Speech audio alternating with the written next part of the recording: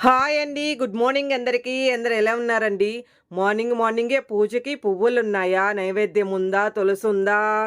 ఇలాంటివి పూజకి ఏమేమి లేవు, ఏంటి అని అన్నీ అయితే రాత్రే చూసి పెట్టేసుకుంటానండి. ఈరోజైతే చాలా పువ్వులే దొరికాయి నాకు. సన్నజాజులు, తులసి, మల్లె పువ్వులు ఇలాగ చాలానే దొరికాయండి. అన్నీ అయితే పూజకైతే వాడేశాను.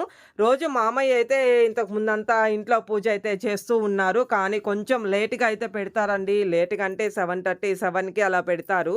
నాకైతే అది నచ్చటం లేదండి. ఎందుకో వంట చేసుకుంటూ కూడా పూజ సాయి అలా చూస్తూ ఉంటాను. దీపం వెలుగుతుందా లేదా అంటూ అలా చూసుకుంటూ మురిసిపోతూ ఉంటానండి. అదేదో ఒక ఆనందంలాగా ఉంటుంది నాకు.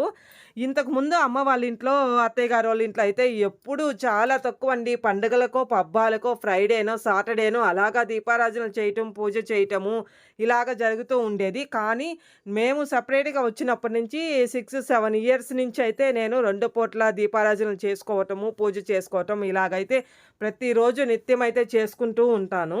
నాకు ఏదో అదొక అలవాటుగా మారిపోయిందండి. ఏ జన్మ పుణ్యమో ఏమో తెలీదు కానీ థాంక్ యూ ఫర్ వాచింగ్.